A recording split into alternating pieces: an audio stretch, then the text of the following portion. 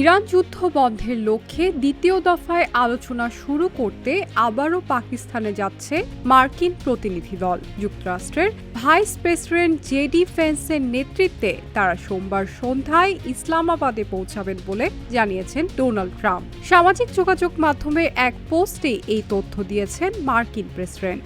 White হাউসের এক কর্মকর্তা বিবিসিকে নিশ্চিত করেছেন, গতবারের মতো এবারও মার্কিন প্রতিনিধি দলে রয়েছেন ট্রাম্পের দুই গুরুত্বপূর্ণ উপদেষ্টা স্টিভ উইটকফ ও জ্যারেড কুশনার।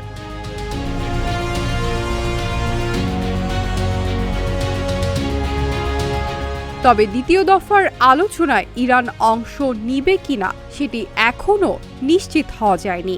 ইরানের রাষ্ট্রীয় গণমাধ্যমের খবরে বলা হয়েছে, যুক্তরাষ্ট্র নৌ অবরোধ তুলে না নিলে আলোচনায় অংশ নেবে না তেহরান। সোমবার মার্কিন নৌবাহিনীর হাতে ইরানি পতাকাবাহী কার্গো জাহাজ জব্দের ঘটনার পর ইসলামাবাদের বৈঠকে ইরানের অংশগ্রহণের বিষয়টি আরও অনিশ্চিত হয়ে পড়েছে বলে মনে করছেন বিশ্লেষকেরা।